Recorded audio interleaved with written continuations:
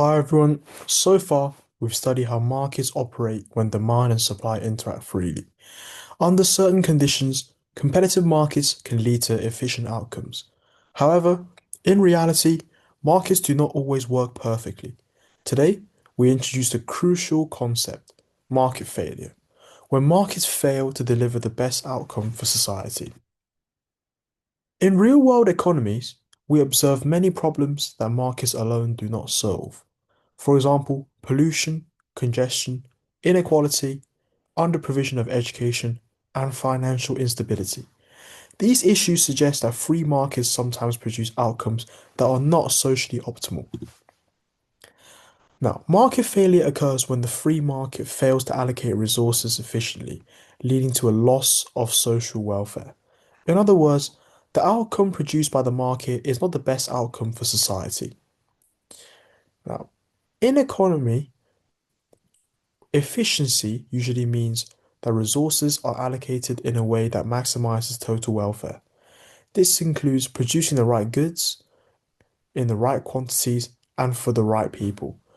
When this does not happen, market failure exists. Now, there are several key causes of market failure.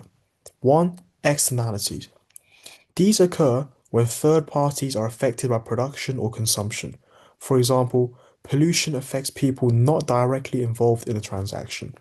Two, public goods. These are goods that are non-rival and non-excludable. Some examples include national defense and street lighting. Markets tend to underprovide these goods. Three, market power. Monopolies can restrict output and raise prices. This leads to inefficient allocation. Four, information failure. Consumers or producers lack accurate information. This leads to poor decision making. Five, merit and demerit goods. Some goods are underconsumed or overconsumed due to imperfect information. For example, education may be underconsumed and harmful goods may be overconsumed. These are the main sources of market failure. A key concept in understanding market failure is the distinction between private costs and benefits and social costs and benefits. Markets typically consider only private costs and benefits. However, they often ignore external effects. For example, a firm producing pollution considers its own costs, but not the harm caused to others. This leads to prices that send misleading signals. Now, when external costs or benefits are ignored, harmful goods may be overconsumed and beneficial goods may be underconsumed. This leads to inefficient allocation of resources. In other words, the market outcome does not maximize social welfare. Now, because of market failure, the government intervenes. Their goals include internalizing externalities, providing public goods, improving information, regulating monopolies, and promoting equity. Importantly, the aim is not to eliminate markets, but to improve outcomes. Now, let's apply this to a real world context. For example, education. Education generates significant social benefits, including higher productivity, lower crime, better civic engagement, and long-term economic growth.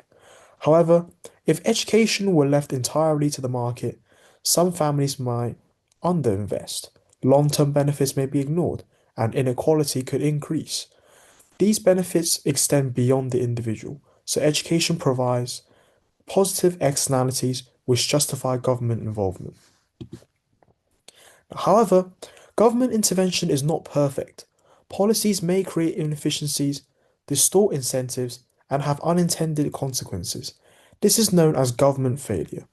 So economics does not simply assume intervention is good, it evaluates both market failure and government failure. This topic leads us into deeper analysis. We will study how third-party effects distort markets and how governments attempt to correct these distortions. This forms the basis of many real-world policy debates.